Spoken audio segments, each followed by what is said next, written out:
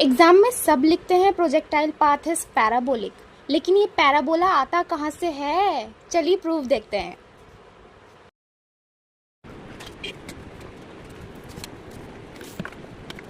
तो हमारी x axis पे जो इनिशियल वेलोसिटी होगी उसको हम यू एक्स से डिनोट करेंगे, एंड वाई एक्सिस पे जो होगी उसे हम यू वाई से डिनोट करेंगे, सिंपल। और ये थीटा के सामने वाला जो कंपोनेंट होता है उसको हम यू कॉस थीटा बोलते हैं, okay, you cos theta. And ये हमारा यू वाई हो जाएगा यू साइन थीटा, ठीक है। उसके बाद एक्सेलरेशन की बात कर लेते हैं। एक्स एक्सिस पे एक्सेलरेशन 0 हो जाएगा, वाई एक्सिस पे प्लस माइनस जी की वैल्यू पता होगी 9.8 होती है, okay.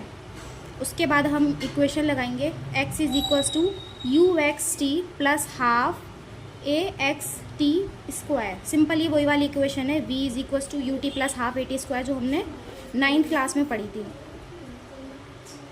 x is equals to u x क्या है हमारा कॉस थीटा, अभी हमने लिखा है यहाँ पे t plus half a x क्या है हमारा 0, तो ये पूरा कॉम्पोनेंट 0 ही हो जाएगा, टी स्क्वायर आगे लिखने की ज़रूरत भी नहीं है।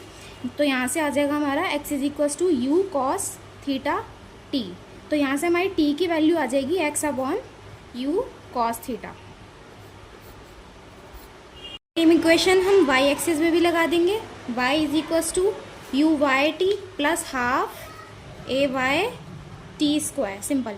y is equals to u y की वैल्यू हमने यहाँ पे देख ली, u साइन थीटा है, u साइन थीटा। t की वैल्यू अभी हमने प्रूफ करी ये इक्वेशन, ठीक है ना। तो ये कैसे आए वो आपने देख ही लिया होगा, x अपॉन में u कॉस थीटा, ठीक है। उसके आगे प्लस हाफ ए वाई की वैल्यू क्या है प्लस माइनस g, और t की वैल्यू आपको पता ही है x u cos theta, okay. यहाँ से आता है हमारे पास y इज इक्वल्स टू, अब आपको पता है साइन और कॉस क्या हो जाएंगे, tan हो जाएंगे, u से u यहाँ से कैंसिल हो जाएगा, साइन और कॉस की वैल्यू आ जाएगी tan थीटा। यहाँ पे x प्लस माइनस, यहाँ पे इसे आप सिंप्लीफाई करके लिख सकते हो जी एक्स स्क्वायर, यहाँ पे मैं स्क्वायर लगाना भूल गई थी, ओके, स्क्वायर लगा देना क्योंकि टी स्क्वायर है ना, तो ये टी की वैल्यू हो तो यहाँ पे स्क्वायर लगेगा, तो यहाँ पे स्क्वायर आ जाएगा, simple.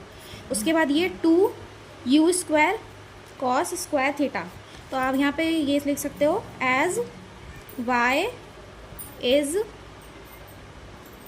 Function of x square, so path is parabolic. तो सिंपल यहाँ पे हमने क्या प्रूफ कर दिया, अगर आप y को as a function of x square proof कर देते हो तो सिंपल आपका पाथ क्या हो जाता है, पैराबोलिक हो जाता है, simple as that. And if you want more videos of concepts and proofs, make sure to follow the channel. Thanks for watching. I'll see you in the next video.